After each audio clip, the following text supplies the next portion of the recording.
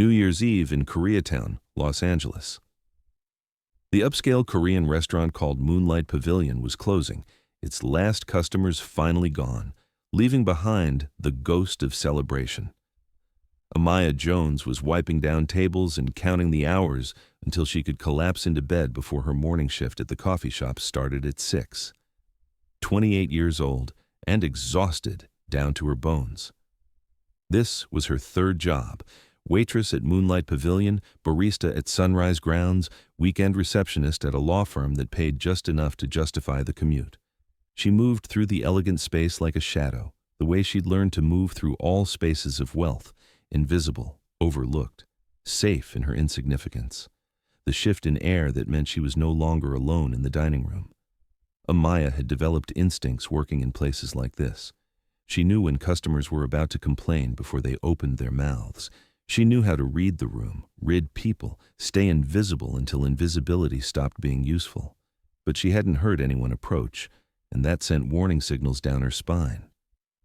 She turned slowly, a polite service smile already in place, and found herself looking at Young Tae-hyun. She knew who he was, of course. Everyone who worked at Moonlight Pavilion knew. The owner, the man who appeared occasionally in expensive suits, who had a private office on the 3rd floor that no one entered without explicit permission, who the staff spoke about in whispers that mixed fear and respect. The man rumored to be connected to things no one discussed directly, organizations that existed in the spaces between legal and lethal. He was in his late 30s, though he carried himself with the gravity of someone older. Tonight, he wore a charcoal suit that probably cost more than Amaya made in 3 months, his dark hair styled with precision, his presence filling the room despite his stillness.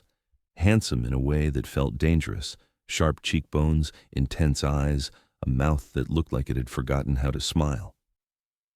"Miss Jones," he said, his English perfect but accented, "I need your help." Amaya's polite smile faltered. "I'm sorry, Mr. Jung, but I was just finishing my shift." Amaya Jones, 28, working 3 jobs, sending every spare dollar to a legal defense fund. His voice was quiet, matter-of-fact, delivering information like he was reading from a file, which, Amaya realized with dawning horror, he probably was. "Your brother Marcus, wrongfully accused of armed robbery. His public defender is overwhelmed. The appeal deadline is in 2 weeks. You need approximately $180,000 for a lawyer who might actually save him." The napkin slipped from Amaya's hands. "How do you— I know everything about people who work for me," Tae-hyun said simply. "It's necessary in my position. Please, sit." It wasn't a request. Amaya sat. Tae-hyun remained standing, his hands in his pockets, studying her with an intensity that made Amaya want to disappear into the chair. But she held his gaze, calling on every ounce of dignity her grandmother had taught her. "Don't let them see you scared, baby girl. Scared is when they win." "I need you to pretend to be my wife," Tae-hyun said, "for 1 week." Of all the things Amaya had expected him to say, that wasn't even on the list. She laughed. Couldn't help it, the sound sharp and disbelieving. "Excuse me?" "My grandmother's arriving from Seoul in 2 days. She's dying. Cancer. She wants to see me married before she passes."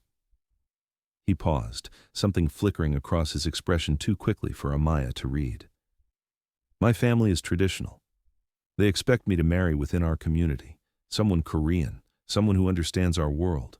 I'm bringing you instead." "Why?" The word came out barely above a whisper. "Because you're strong. Because you've survived in spaces that tried to make you invisible, and you're still standing. Because my grandmother will see that strength." He pulled out a chair, finally sitting, bringing them to eye level. "And because you need money. I need a wife for 1 week. It's a business arrangement, nothing more." $180,000, Tae-hyun continued, pulling out his phone and showing her a screen. "Wired to your account immediately upon agreement. Your brother gets his lawyer. His appeal gets filed. You get to save him." Amaya stared at the number on the screen. 6 figures. Freedom. Marcus walking out of that prison, the charges dropped, his life given back to him. Everything she'd been working toward, handed to her by a man who terrified her on an instinctual level. "Why me?" she asked again, because it didn't make sense. There have to be hundreds of women who would, not hundreds who can do what I need. Taehyun's gaze was steady. I need someone who can hold their own against my family, someone who won't break under pressure or scrutiny, someone who has nothing to lose and everything to gain, someone invisible enough that my enemies won't have existing files on her. He leaned forward slightly. Someone desperate enough to say yes despite every instinct screaming to run. He wasn't wrong. Amaya's instincts were screaming. But so was the memory of Marcus's face during her last prison visit, the way he'd aged 5 years and 6 months, the hopelessness creeping into his eyes. There's a rule, Taehyun said, his voice dropping into something that raised the hair on Amaya's arms. One condition you cannot break. He reached into his jacket and pulled out a red envelope, the traditional Korean kind used for money and important documents. Inside was a contract, text in both Korean and English, dense with legalese that Amaya's tired brain struggled to parse. But one section was highlighted, impossible to miss. The rule. You must never speak of your feelings. In my world, emotional attachment is weakness. Weakness is death. You will act as my wife, but you will never confess any real feelings that develop. If you do, the contract ends, and you will be removed from my life permanently, for your own protection. Below it, an additional clause. Upon completion of 1 week, Amaya Jones will receive new identity documentation and relocation assistance to Atlanta, Georgia, or city of her choosing. All ties to Jung Tae-hyun will be severed. I don't understand, Amaya said, though she was starting to. My enemies target anyone I care about, Tae-hyun said simply. Anyone who becomes real to me becomes a liability, a target. So you will pretend to be my wife, and when it's over, you will disappear. The money will be yours. Your brother will be free. But you can never come back into my world, for your own survival. He stood, buttoning his jacket with precise movements. 24 hours to decide, but your brother's appeal deadline is in 2 weeks. Time is not your friend, Miss Jones. Amaya looked at the contract, at the number on the phone screen, at this dangerous man offering salvation wrapped in red silk and impossible rules. She thought of Marcus. She thought of her grandmother's voice. Sometimes survival means making hard choices, baby. I accept, she said. The relief on Tae-hyun's face was microscopic, barely there, but Amaya saw it. This man needed her as much as she needed his money, though she couldn't yet understand why. Pack for a week, he said. Driver arrives at 6 a.m. Bring nothing that identifies your past. Amaya Jones will cease to exist. Only Mrs. Jung remains. Then he was gone, leaving Amaya alone in the empty restaurant with a contract that felt like both salvation and damnation and the distant sound of the city beginning to count down to midnight. A new year, a new identity, a new life built on pretense and rules that promised to break her if she wasn't careful. She touched the contract, traced the highlighted words, and wondered what she'd just agreed to. The next morning arrived too quickly. Amaya had barely slept, her mind spinning through scenarios and second guesses until her alarm pierced the darkness at 5 a.m. She'd packed light, a single suitcase with basics, nothing sentimental, nothing that screamed Amaya Jones from South L.A. When the black Mercedes pulled up at exactly 6 a.m., she was ready, or as ready as someone could be for voluntary disappearance. Mr. Kim, the driver, was older than she expected, maybe 60, with silver threading through his hair and eyes that assessed her with professional thoroughness. He took her suitcase without a word, held the door, and drove them not to the restaurant but to a high-rise in downtown Los Angeles that Amaya had passed 100 times without ever imagining she'd enter. Tae-hyun's office was on the 30th floor, all glass and steel and minimalist elegance. He was already there, seated behind a desk that looked carved from a single piece of dark wood, reviewing documents with the same intensity he'd brought to their midnight conversation. Miss Jones, he said, standing, before we proceed, there's something you must wear. From his desk drawer, he produced a small lacquered box. Inside, nestled in silk, was a jade bangle, the stone a deep green that seemed to hold light within its depths, carved with intricate patterns that spoke of age and significance. Not a ring, Tae-hyun explained, moving around the desk toward her. In my family, we give jade. This belonged to my mother. My grandmother gave it to her when she married into our family. It's a symbol of acceptance, of belonging. He held out his hand, and Amaya extended her wrist, feeling the weight of the moment. The jade was cool when he slid it on, heavier than she expected, fitting snugly enough that it wouldn't slip off but loose enough to turn. It felt like both shackle and treasure, binding her to this arrangement, marking her as his, beautiful and inescapable. "You are now Mrs. Jung," Taehyun said, his fingers lingering briefly on her wrist before he stepped back. "My grandmother must believe this completely. No hesitation, no uncertainty. From this moment forward, you are my wife." The jade caught the morning light, and Amaya couldn't look away from it. She was wearing a dead woman's bracelet, stepping into a dead woman's role, and somehow that felt prophetic in ways she didn't want to examine. The luxury apartment was in the same building, 15 floors up. Taehyun's second property, he explained, kept for exactly these purposes: privacy, preparation, transformation. The designer arrived within the hour, a tiny Korean woman named Mrs. Park who spoke minimal English, but had an eye for bodies and fabric that transcended language. She brought racks of clothing, elegant hanbok in modern cuts, Western designer pieces that balanced sophistication with cultural respect, shoes that were both beautiful and practical. Nothing too revealing, nothing that would seem like Amaya was trying too hard. Everything whispered wealth and confidence and belonging. "You need to understand the family structure," Taehyun said while Mrs. Park worked, his voice taking on the tone of a professor delivering critical information. "My grandmother is the matriarch. Her word is law. My father is technically head of the family business, but he defers to her in all personal matters. I have 2 uncles, one who supports me, one who wants my position, various cousins, aunts, relatives who will be watching everything you do." He taught her Korean phrases. "Annyeonghaseyo" for hello, "Gamsahamnida" for thank you, "Josonghamnida" for apology. How to bow properly, the angle depending on the person's status. How to hold chopsticks in the formal style, not the casual way she'd learned at various Asian restaurants over the years. The basics of tea ceremony, though he assured her grandmother wouldn't expect perfection. The hair and makeup team arrived in the afternoon. 2 women, who treated Amaya's natural texture with reverence rather than seeing it as something to be fixed. They styled her hair in elegant twists that honored her curls while fitting the formal aesthetic of the family she was joining. Makeup that enhanced rather than masked, sophisticated without being severe. By evening, when Amaya looked in the mirror, she barely recognized herself. She looked like someone who belonged in Taehyun's world, someone who could stand beside him and make the lie believable. "Our story," Taehyun said over dinner that he'd had delivered.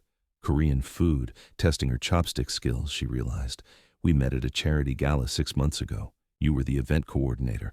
I was there representing family business interests. You impressed me with your directness, your refusal to be intimidated by wealth or status."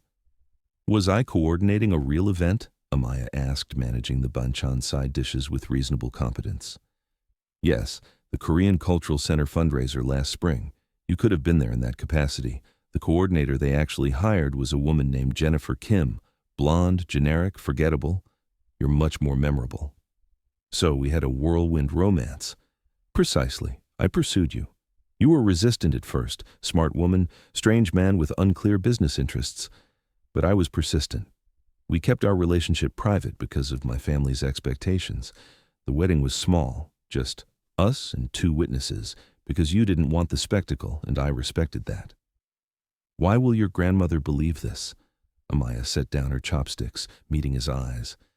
"It's so far from what she wanted for you. Because she knows I'm stubborn, because she'll see that you're strong, and she values strength above tradition." He paused. "And because she's dying.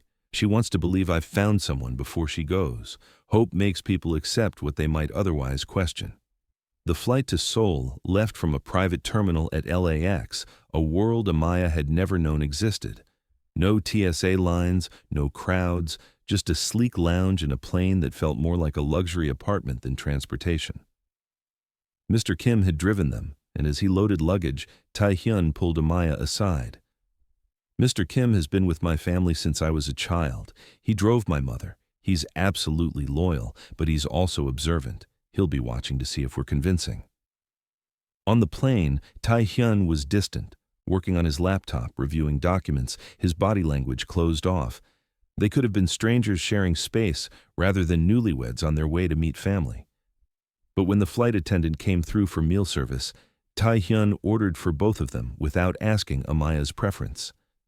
When the food arrived, Amaya stared at her plate in surprise. Grilled salmon, her favorite, prepared exactly how she preferred it, not Korean food, not what she'd expected. "You researched," she said quietly. "I told you, I know everything about people who work for me." But there was something almost defensive in his tone, as if he didn't want her reading too much into small considerations. Amaya ate her salmon and watched this complicated man try to maintain distance while simultaneously taking care of her in ways he probably didn't even recognize. The jade bracelet was warm now against her skin, no longer feeling quite so foreign. They landed in winter. Snow was falling as the car, another Mercedes, this one driven by a younger man who bowed deeply to Tae-hyun, navigated through Seoul's streets. The city was a study in contrasts, ancient temples beside glass skyscrapers, traditional markets next to luxury shopping districts, history and modernity existing in constant negotiation. The family compound was in an older, wealthy neighborhood, hidden behind high walls that spoke of privacy and security in equal measure.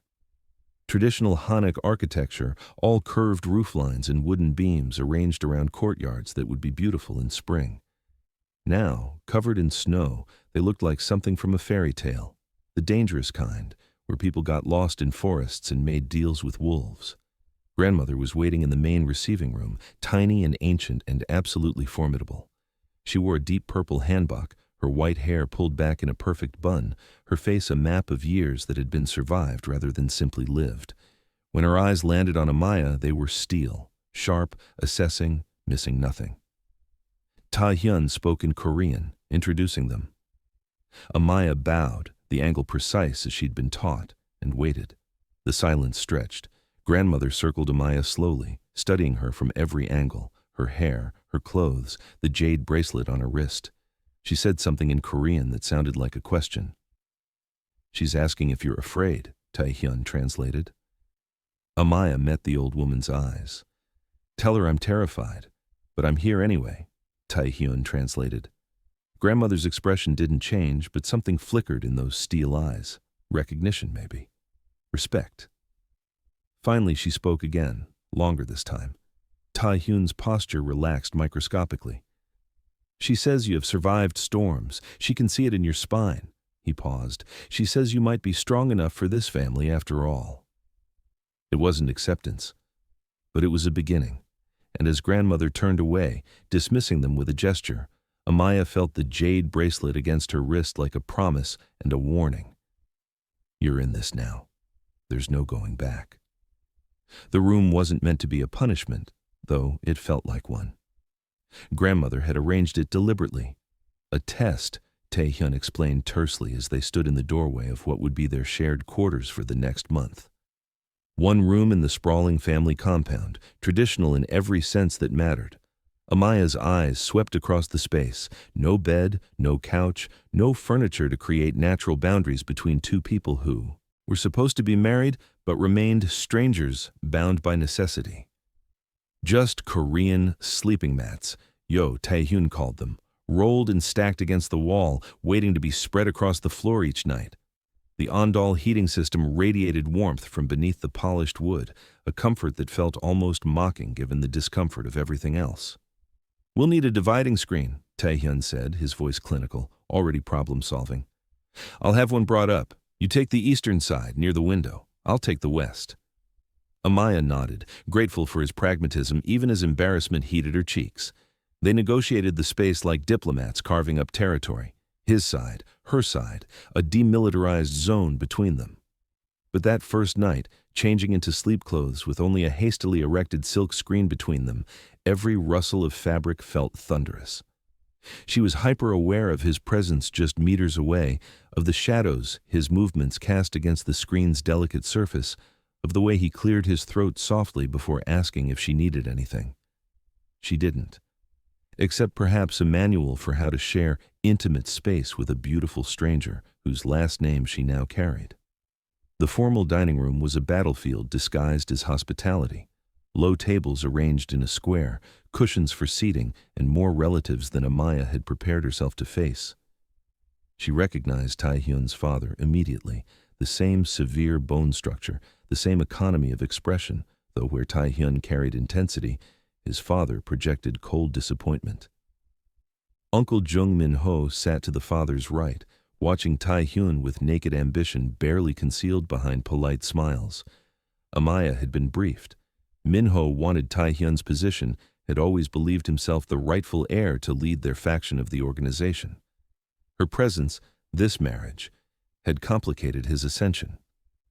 Then there was Haiwan, cousin, stunning in the way that required effortless genetics and expensive maintenance.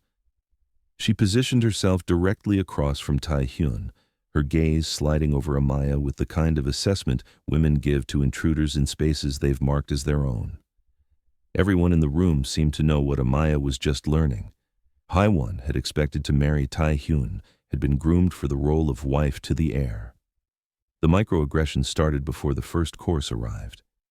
Can she use chopsticks properly? An aunt's voice syrupy with false concern. Should we request a fork? Amaya picked up the metal chopsticks, heavier than the wooden ones she'd practiced with, and continued eating, saying nothing. Such exotic beauty, Minho observed, his smile sharp, like a jungle flower. So different from what we're accustomed to.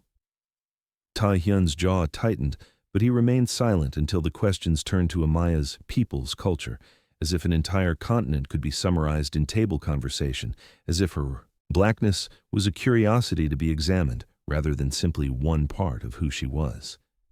Then Taehyun spoke in rapid Korean, his voice cutting across the table with an intensity that silenced everyone. Amaya couldn't understand the words, but she understood the tone, sharp, protective, uncompromising.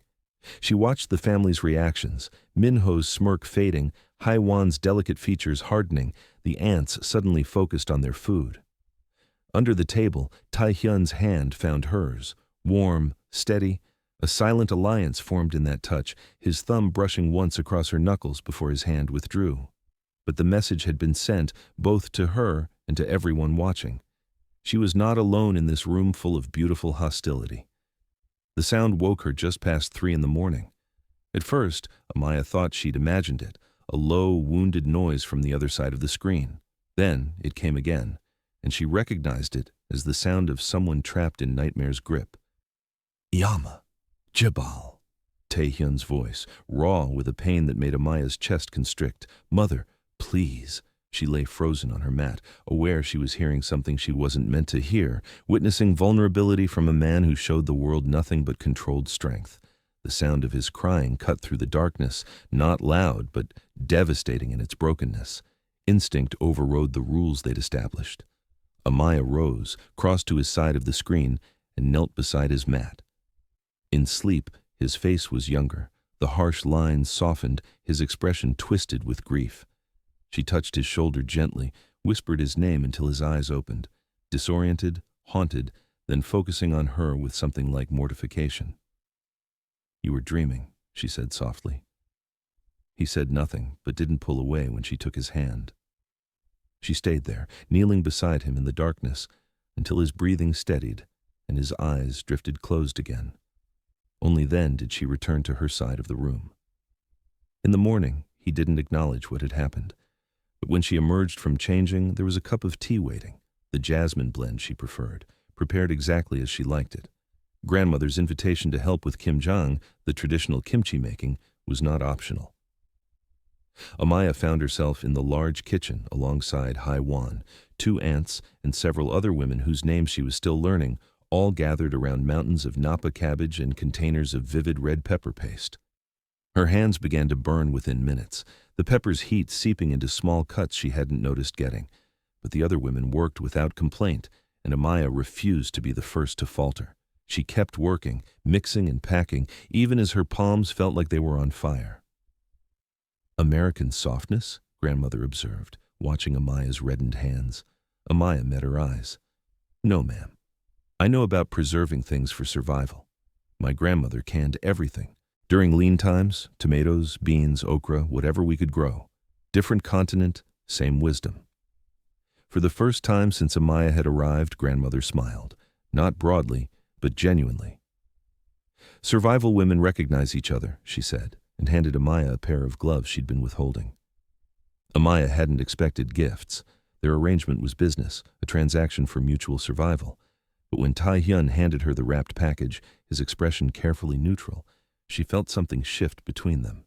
Inside was a first edition of Langston Hughes's poetry, her favorite, though she'd never told him that. He must have researched, must have paid attention to the book she'd mentioned in their brief conversations before the wedding. More stunning still was the Korean translation bound alongside the English text and the inscription in his precise handwriting. "Your words matter." Written in Korean, but he'd translated it for her below. "I noticed you write," he said simply. "Poetry. You should have good poetry to read." Her throat tightened. She handed him her own offering, suddenly uncertain. The hand-bound notebook felt inadequate compared to his thoughtful gift, but she'd spent hours on it. Each page bordered with small watercolor paintings, fusion designs that merged Korean geometric patterns with the vibrant textile designs she'd grown up seeing in her grandmother's African fabrics. Tai-hyun opened it slowly, studying each page with an attention that made Amaya's pulse quicken. When he looked up, something in his carefully maintained mask had cracked. "No one has given me art before," he said quietly. "Only weapons." Seolal, the New Year ceremony, required them to perform as a legitimate married couple before the entire assembled family. Amaya had practiced the bows, the proper way to serve tea to elders, but practice felt different than execution under grandmother's watchful gaze. Tai-hyun knelt beside her, close enough that she could feel the heat of him, smell the clean scent of his cologne.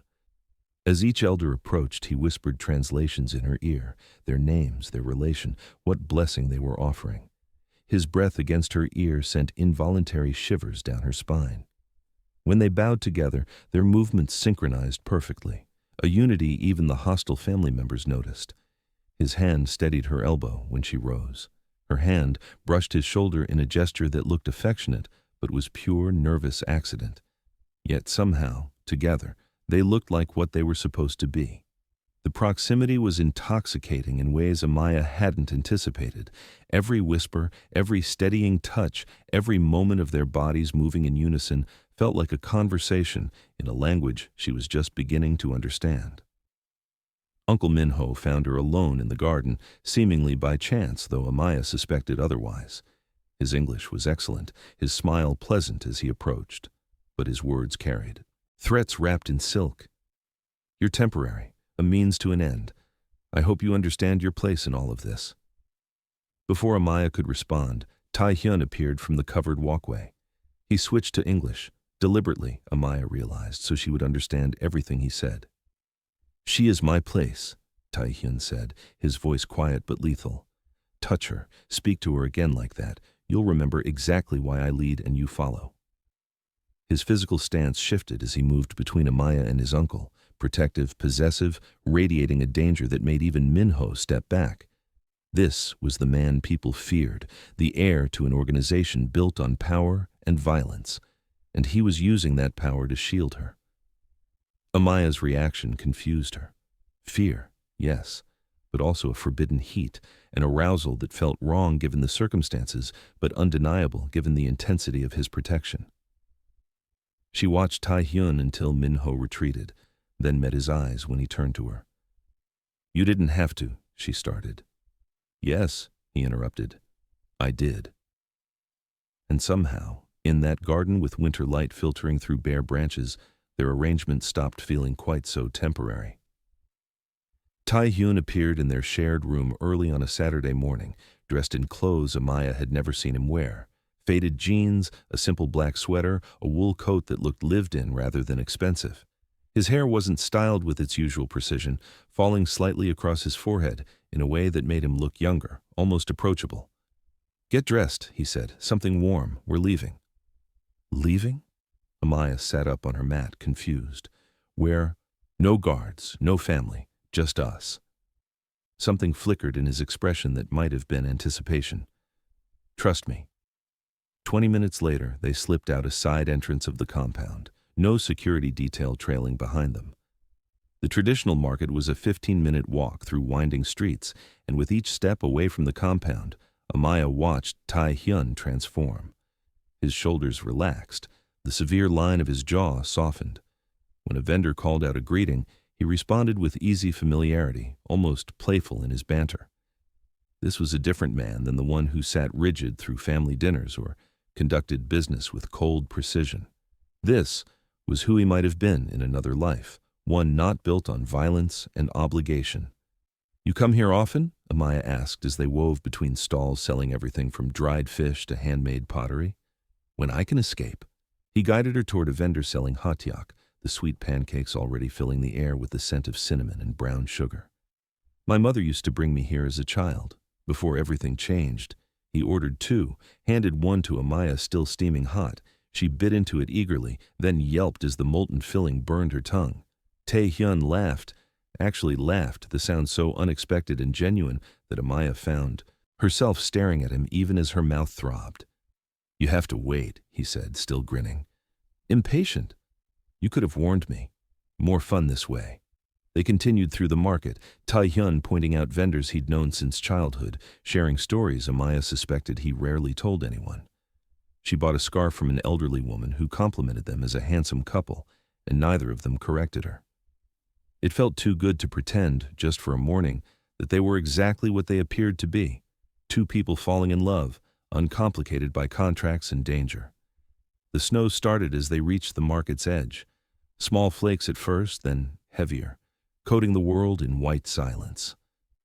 Amaya tilted her face up, laughing at the cold kiss of it on her skin, and when she looked back at Tai-hyun, he was watching her with an expression that stole her breath.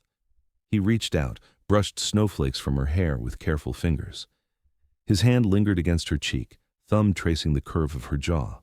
They stood like that, suspended in a moment that felt stolen from time itself, the market sounds fading to background noise. Tai-hyun leaned closer. Amaya's eyes drifted closed. She could feel his breath against her lips, warm in the cold air, could sense him closing the final distance between them. He jerked back suddenly, stepping away as if she'd burned him worse than the hattyuk filling. "We should return," he said, his voice flat again. The walls rebuilt in an instant. The walk back to the compound was silent, the magic of the morning shattered like the ice forming in puddles beneath their feet. The tension in their shared room was unbearable. Amaya changed behind the screen with shaking hands, anger and confusion, and something deeper churning in her chest. When she emerged, Tai-hyun was sitting on his mat, head in his hands, the picture of a man at war with himself. "Tai-hyun," she started, her voice stronger than she felt. "I need to tell you." "Don't." He looked up, and the anguish in his eyes stopped her mid-sentence. "Please, don't say whatever you're about to say." "Why? Because of your rule? Because we're supposed to keep this business?" The words tumbled out, weeks of proximity and forced intimacy and genuine connection demanding acknowledgement. "That market wasn't business. That moment wasn't. The rule exists because everyone I've loved has died." The confession exploded from him, raw and devastating. He stood abruptly, pacing like a caged animal. "Do you understand?" "Everyone."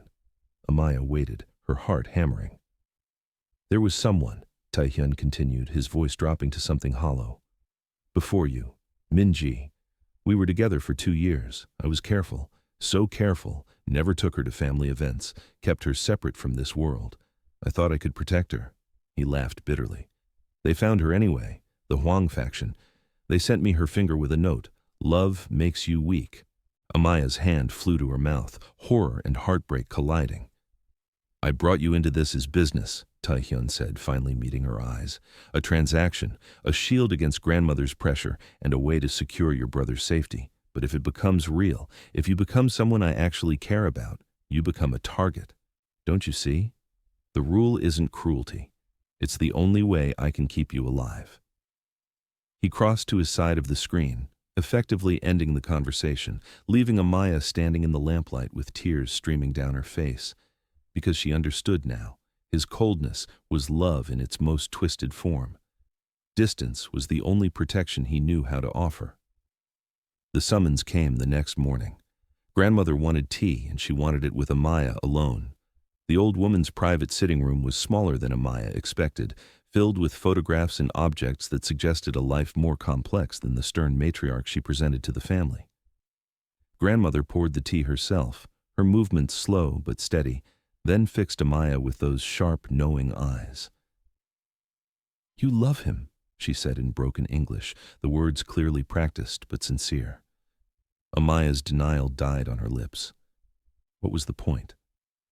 "I didn't mean to." "Love does not ask permission." Grandmother sipped her tea. "He loves you also. First time he looks alive since his mother died. You know this story? His mother? He mentioned she was killed when he was 12. Grandmother nodded slowly. "Rival gang. They shot her in street in front of him. He held her while she bled. He's not been child since that day, until you. I see him smile at market. Yes, I know where you went. I see him laugh. I see him alive." "He won't let himself feel it," Amaya whispered. "He thinks love makes us targets." "Of course it does. Love in our world is curse and salvation both." Grandmother reached across the table, took Amaya's hand with surprising strength. "I was outsider too. Very poor, from country village. Everyone said I would destroy this family with my low blood. Instead, I made it stronger. You are strong like this." She released Amaya's hand and retrieved something from the silk pouch at her side, a photograph, old and carefully preserved. In it, a young boy with Tae-hyun's features smiled brilliantly at the camera, held in the arms of a beautiful woman whose eyes crinkled with joy. His mother, week before she died. He was happy child once. Grandmother pressed the photo into Amaya's hands. "Show him he can be this again. Show him love is not only death, is also life." "I don't know if I'm strong enough," Amaya admitted. "I am dying," Grandmother said bluntly. "Cancer, maybe 3 months, maybe 6. I see truth clearly now. No time for pretending. You must be stronger than death, stronger than fear, or he will be alone forever." The emergency came 2 days later. Amaya was helping prepare dinner when the compound erupted in controlled chaos. Men, gathering weapons, urgent conversations in rapid Korean, the atmosphere shifting from domestic to military in minutes.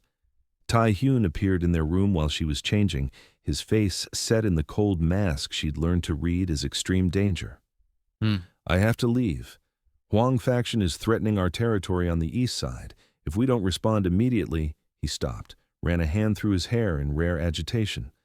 "I'll have extra security here. Don't leave the compound." "How long will you be gone?" "I don't know." He moved to his cabinet, checking the gun he kept there, and Amaya's stomach clenched with sudden terror. This wasn't business meetings or family politics. This was the violence that always lurked beneath the surface, now rising to claim him.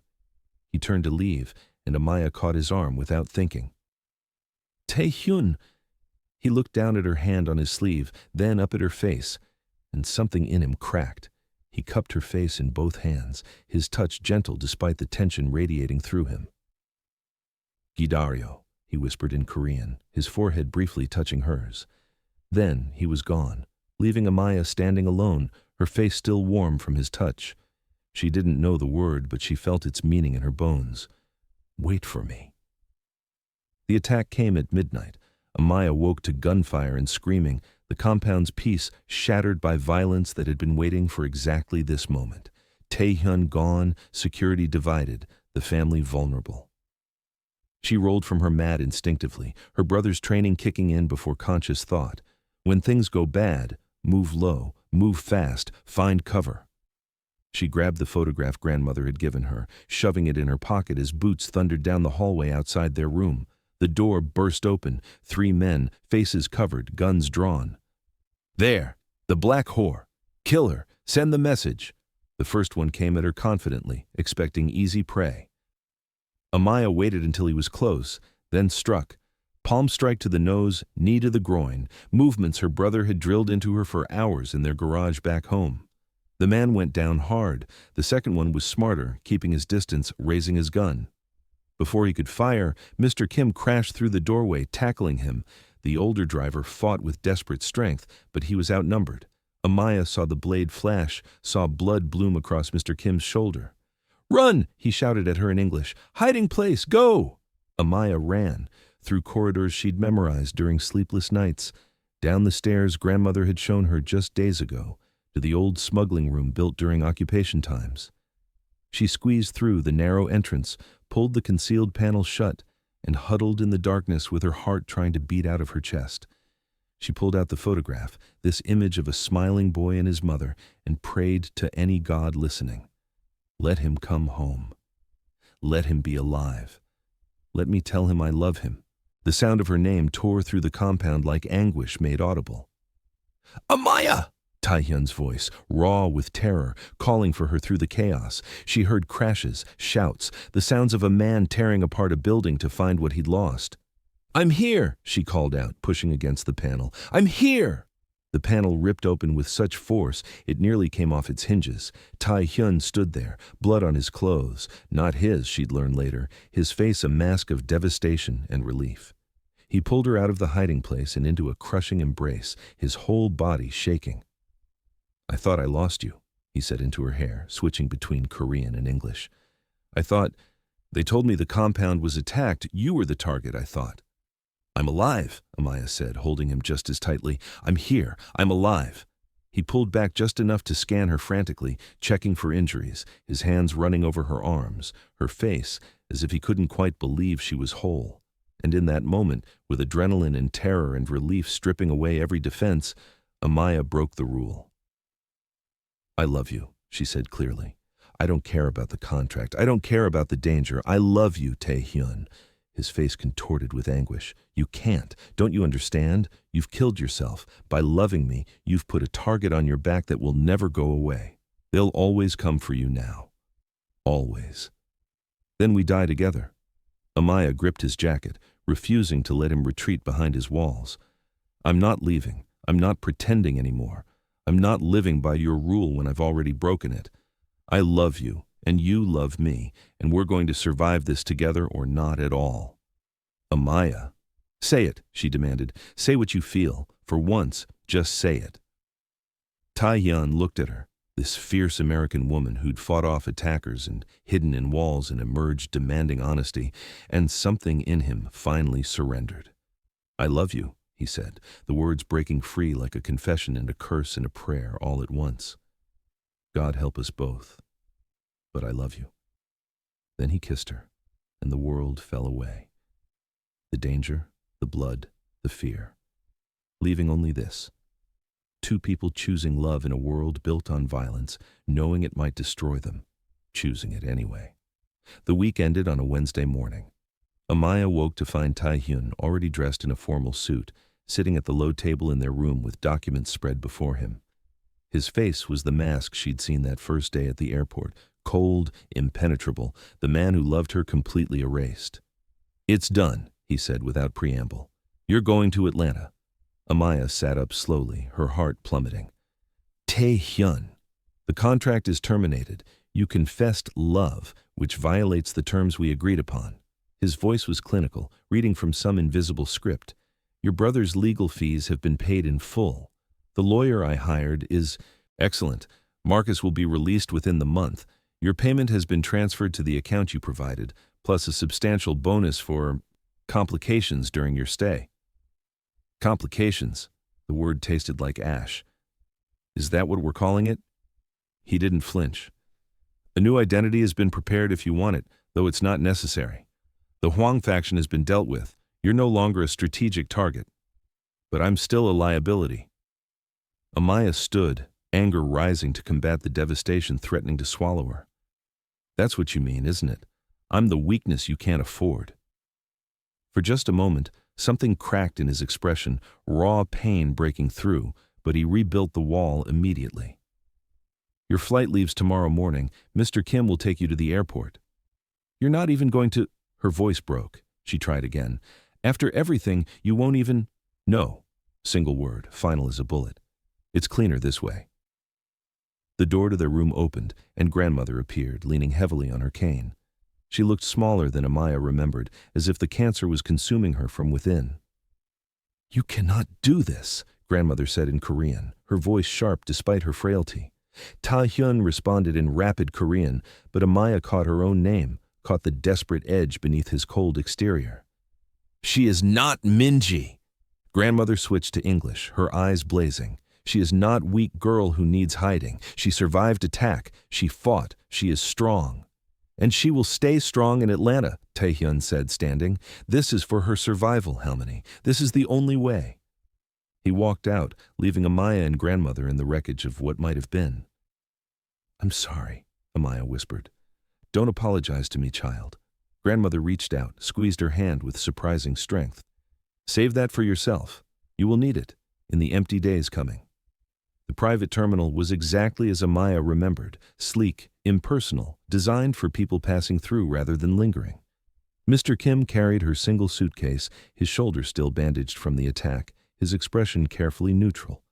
She'd hoped, despite everything, that Taehyun would come, that he'd break his own rule one last time, that she'd see his face before stepping onto the plane that would carry her out of his life forever. But he didn't come. Mr. Kim, Amaya said as they reached the gate, will you give him something for me? The older man nodded, and Amaya handed him a small envelope. Inside was the jade bracelet grandmother had given her that first day, the one that had never quite fit her wrist properly. She'd written a note on the back of a receipt, the only paper she could find. This was always yours. I never fit it anyway. But thank you for letting me try. She didn't cry on the plane, didn't allow herself tears until she was alone in the Atlanta apartment Taehyun had arranged, paid for a full year, furnished with impersonal elegance, empty of everything that mattered. Only then did she collapse on the strange bed and sob for what she'd found and lost in the space of 4 weeks. Atlanta was beautiful in the early spring. Dogwoods blooming, the city alive with color and warmth and possibility. Amaya moved through it like a ghost. The call came 3 weeks after her return. Marcus was being released. The charges had been dropped due to newly discovered evidence and aggressive legal intervention. Her brother was free, would be home by the weekend, his life given back to him. Amaya should have felt triumph. Instead, she felt hollow. She'd taken a job at a contemporary art gallery in Virginia Highland, surrounded by beauty she couldn't quite feel anymore. The owner, a kind woman named Patricia, didn't ask too many questions about the resume gap or why someone with Amaya's credentials was willing to work for barely above minimum wage. She just handed her a key and told her the gallery was a good place to heal, whatever healing looked like. Every night, Amaya returned to her apartment and read the Langston Hughes book, I Too Sing America. I am the darker brother. The words that had once filled her with fire now just reminded her of hands that had held this book while choosing it, of a man who'd noticed what she loved and decided it mattered. Across the ocean, Taehyun was becoming something his family had always wanted, and he'd always resisted, truly cold, ruthless. The negotiations with rival factions carried a new edge, his decisions swift and merciless. People whispered that young Taehyun had finally become his father's son, had shed the last remnants of softness. Only Mr. Kim saw him late at night in the compound office, holding a hand-bound notebook, tracing watercolor patterns with careful fingers. Only grandmother knew he'd moved the jade bracelet from his desk drawer to his pocket, where he'd touch it like a talisman throughout the day. But grandmother wasn't speaking to him. When he came to visit, she'd turn her face away, refusing even to look at him. You sent away your heart, she told the wall in Korean. I don't recognize you. Don't visit me again until you find it. The cancer was winning. Everyone could see it. Grandmother had maybe weeks left, possibly days, and she was spending them refusing to see her grandson because he'd chosen fear over love. Taehyun lasted 3 weeks before he broke.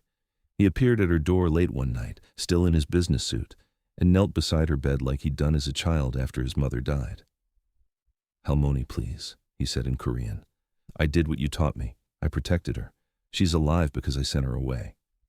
She's alive in Atlanta, grandmother replied, her voice weak but sharp.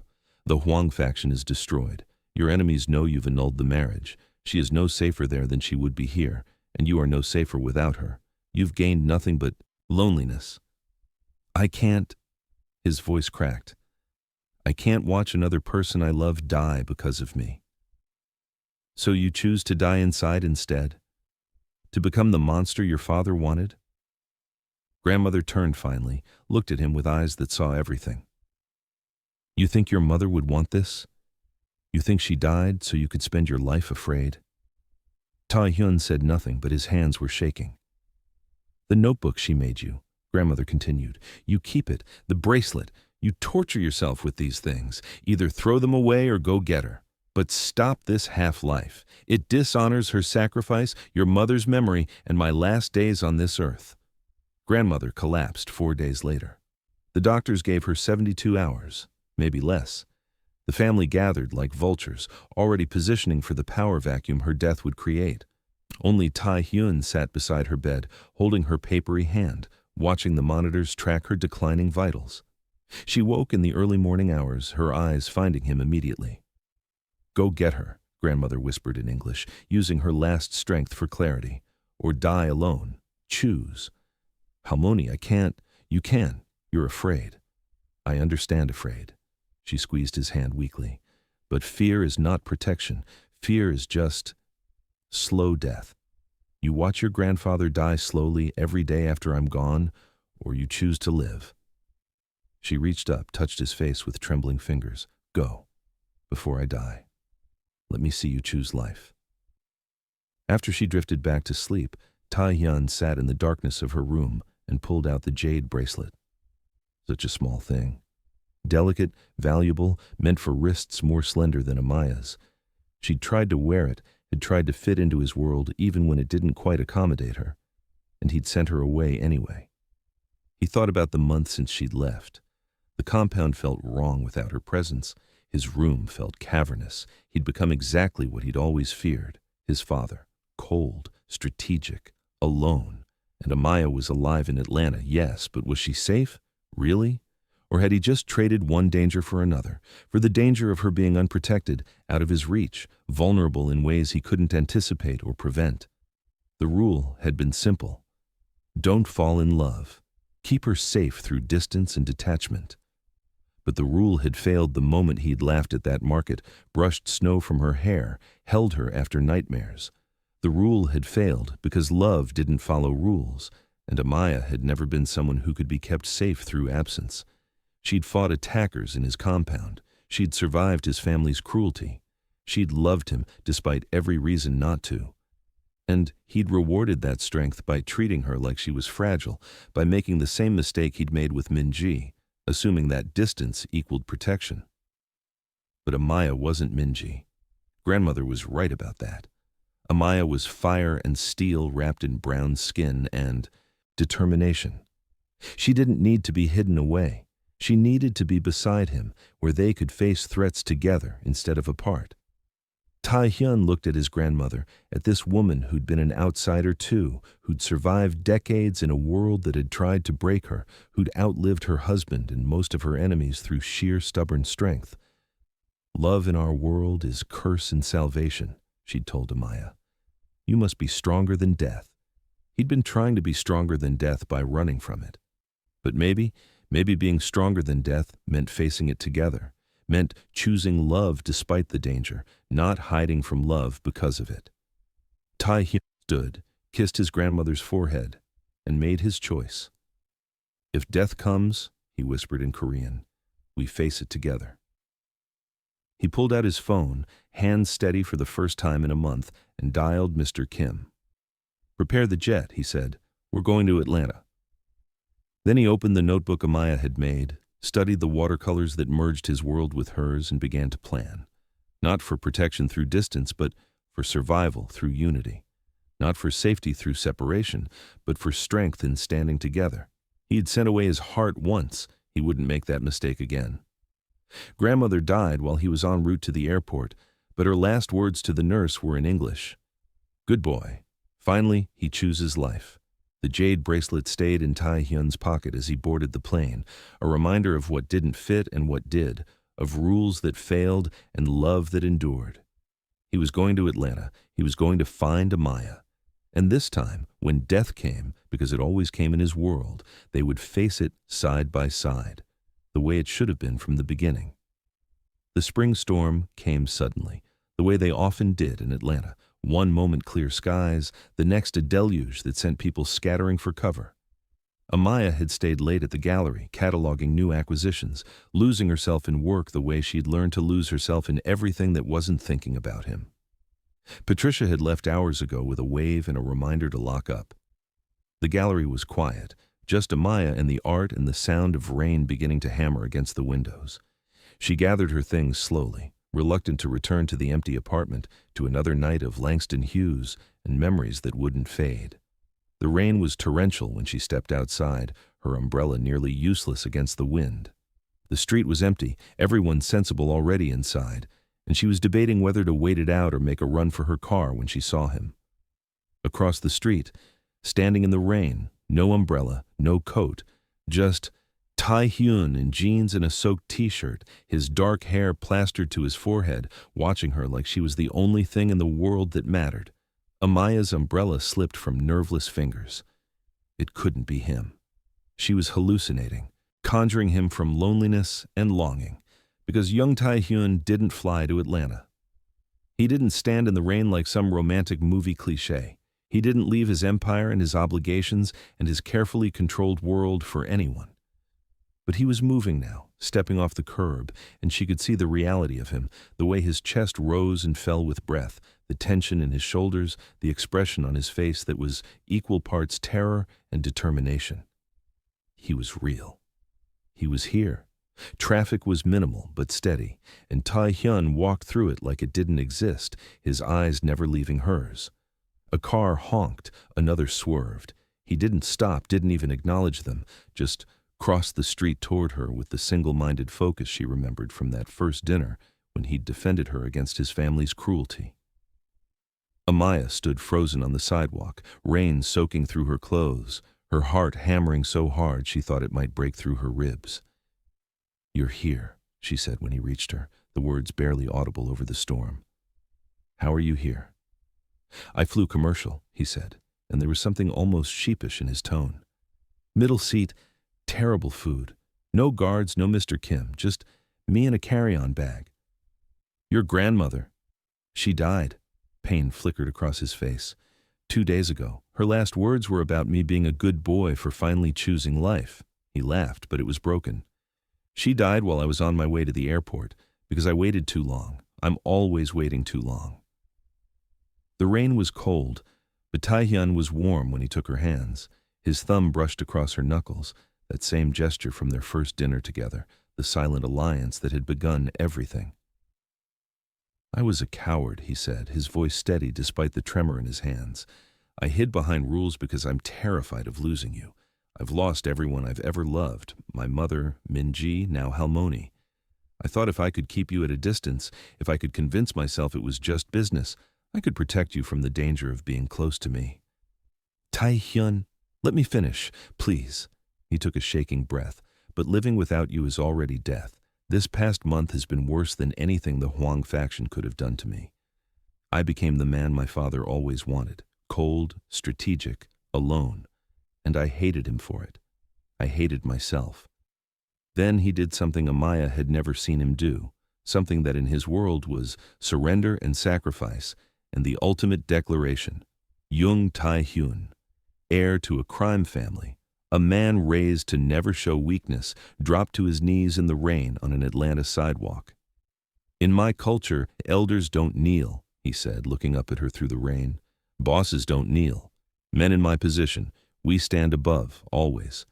But I'm kneeling for you, Amaya, because you're worth more than any pride, any rule, any protection I thought distance could provide."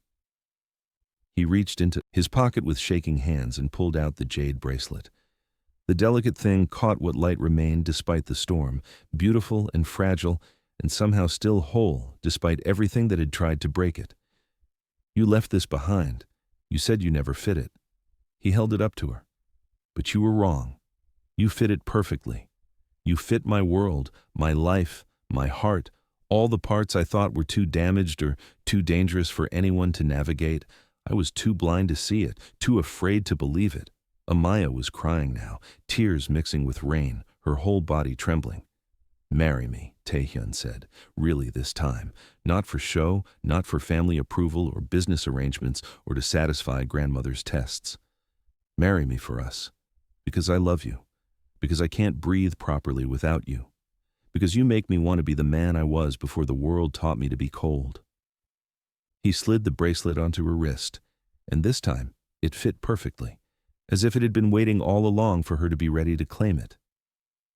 Marry me, Amaya. Be my wife, my partner, my reason for choosing life over fear.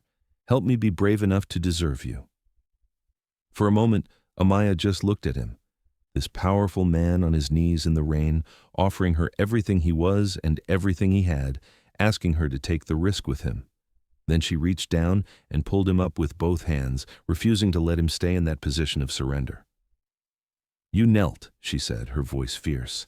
A young never kneels. Your family would be horrified. I don't care about my family's horror. He stood but didn't step back, their bodies close despite the rain and cold. I care about your answer. You flew commercial, Amaya continued, a smile breaking through her tears. Middle seat, terrible food. The worst food, he agreed, and a crying baby 2 rows back. You came alone, no security, no Mr. Kim to protect you. I came for you. That's all the protection I need. Amaya touched his face, tracing the sharp line of his jaw, the curve of his lips, memorizing the reality of him after a month of memories. You said you're not Young Tae-hyun, the boss. I'm not. Not here, not with you. His hands came up to cover hers. I'm just Tae-hyun, the man who loves you, the man who wants to spend the rest of his life proving he can be brave enough for the both of us when fear comes calling.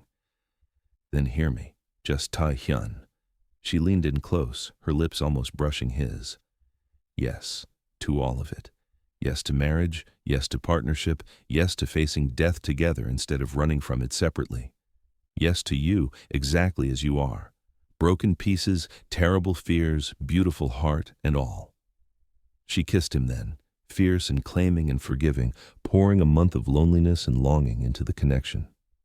He kissed her back with equal intensity, his arms wrapping around her like he'd never let go again, like he was memorizing the shape of her in his embrace. The rain continued to fall around them, soaking them both, washing away the last remnants of rules and distance and fear. Cars passed, people hurried by under umbrellas, and young Tae-hyun held Amaya Washington on a sidewalk in Atlanta, choosing love over safety, partnership over protection, life over the slow death of isolation. When they finally broke apart, both breathless, Amaya looked at the jade bracelet on her wrist, perfect fit, perfect symbol of how wrong they'd both been about what could and couldn't work. Take me home, she said, whichever home we're choosing. I don't care anymore, as long as we're choosing it together. Tae-hyun smiled, really smiled, the expression transforming his face into that boy from the photograph, the one who'd known joy before tragedy taught him fear. Together, he agreed, always together. That's the only rule that matters now.